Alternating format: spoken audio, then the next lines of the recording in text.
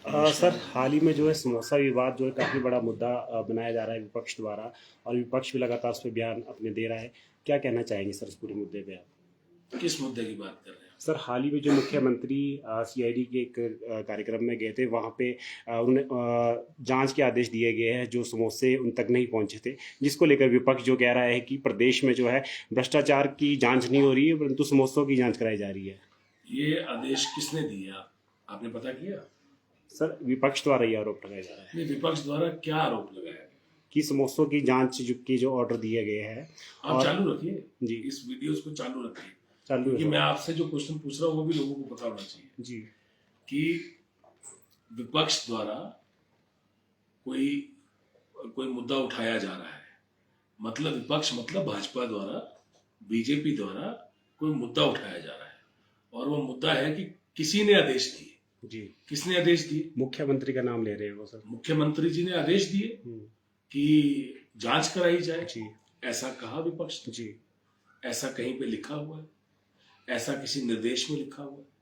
ऐसा किसी आदेश में लिखा हुआ है? ऐसा आदेश किसी को दिया गया?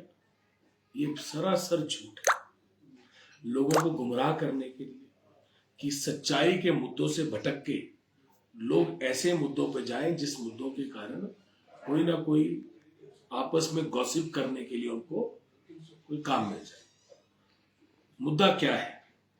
मुद्दा ये है कि थोड़े ही महीने पहले कांग्रेस की स्थिर सरकार, जिसमें 40 विधायक चुन के विधानसभा पहुंचे थे, उन 40 विधायकों ने शपथ ली कि हम कांग्रेस की टिकट से, कांग्रेस की विचारधारा से और कांग्रेस के नाम पे लोगों को वोट मांग के लोगों की आस्था को लोगों ने जिताते हुए, अपनी आस्था को कहीं ना कहीं मानते हुए, कांग्रेस की विचारधारा के ऊपर अपना आशीर्वाद देते हुए लोगों ने कांग्रेस की सरकार बनाई और 40 एमएलए कांग्रेस की सरकार में एमएलए बन के आए।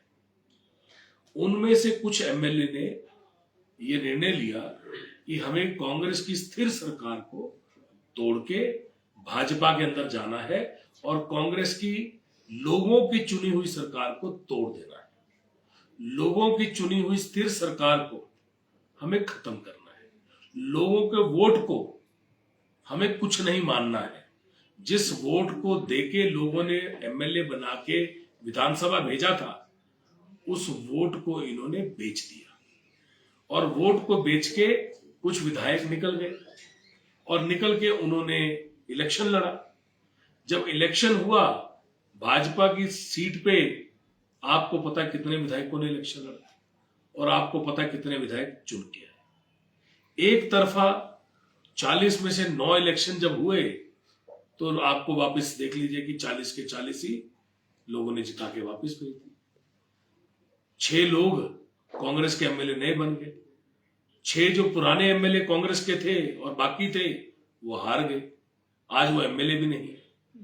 ये सारा उसी के आसपास घूम रहा है। जो ये लोगों के साथ लड़ाई हुई और हिमाचल की आम जनता ने इलेक्शन लड़ा भी, लड़वाया भी और जीता भी, और कांग्रेस के 40 एमएलए में से जितने एमएलए टूट के गए थे उन सबको हरा के उन्होंने घर बिठा दिया और उतने ही एमएलए कांग्रेस के कर दिए।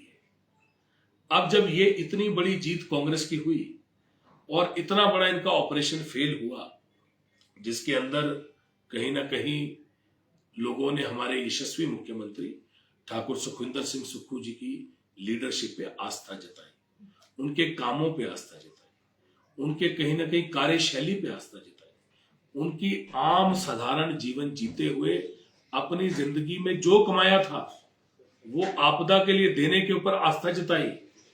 आज आदमी 1 रुपया भी अपनी जेब से नहीं निकाल पाता। एक मिनट जरा बिठाइए। आदमी 1 रुपया भी नहीं निकाल पाता अपनी जेब से। उन्होंने जो जिंदगी में उनके पास था वो सारा उन्होंने आपदा में हिमाचल प्रदेश के लोगों के लिए निछावर कर दिया। रात दिन एक किया, हेलीकॉप्टर को लोगों के लिए छोड़ा, लोगों के साथ वहां जाके खाना खाया, जमीन पे उतर के जहां पे लैंडस्लाइड हुई थी वहां जाके उनके मकानों को देखा, उनके साथ सोए, उनकी दवाइयां मुहैया कराई, उनके साथ बैठ के खाना खाया।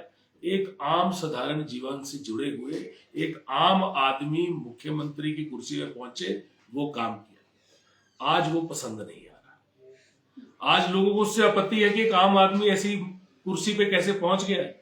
आज आपत्ति ये है, लड़ाई ये है कि आम आदमी कहां से चला, संगठन की राजनीति से चला, एनएसयूआई से चला, यूथ कांग्रेस से चला, पीसीसी अध्यक्ष बने और पीसीसी अध्यक्ष बन के मुख्यमंत्री हिमाचल प्रदेश बने, बार बार इलेक्शन जीता और उसके बाद जब इस बार यही इलेक्शन हुआ जिसके अंदर इतना बड़ा ऑपरेशन हुआ और जो लोग जीत के आए थे, लोगों के मत लेके आए थे, उन्होंने पार्टी को छोड़ा और भाजपा को ज्वाइन किया और बीजेपी की टिकट पे लड़े, तो लोगों ने उनको भी हराया और मुख्यमंत्री की धर्मपत्नी को लोगों ने 10,000 से ऊपर वोटों से जिता दिया।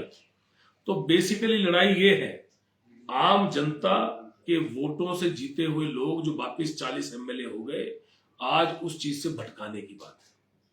जो इतना बड़ा इनका ऑपरेशन फेल हो गया, आज उस चीज से कैसे भटकाएंगे? भटकाएंगे इन सब बातों से। अब नई चीज निकाली, ना कोई आदेश मुख्यमंत्री महोदय ने दिए, ना कोई निर्देश मुख्यमंत्री महोदय ने दिए। अगर हैं तो सार्वजनिक करें। जो लोग कह रहे हैं, बीजेपी की जो लीडरशिप कह रही है कि ऐसे निर्देश मुख्यमंत्री महोदय ने दिए हैं, उसको लोगों के आगे रखें। सिर्फ चुटकुले बनाने और लोगों को भ्रमित करने से नहीं चलता।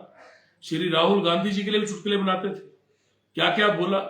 और जब कन्याकुमारी से कश्मीर तक राहुल जी चले तो सारा पूरा देश ही सड़कों पे आ गया। और इस बार आप देख लीजिए पूरे देश में क्या हुआ। जब ये बात करते थे कि हम 2/3 बहुमत के साथ आएंगे, पूर्ण बहुमत के साथ एक मेजॉरिटी बहुमत होगा, जो आज तक कभी नहीं हुआ।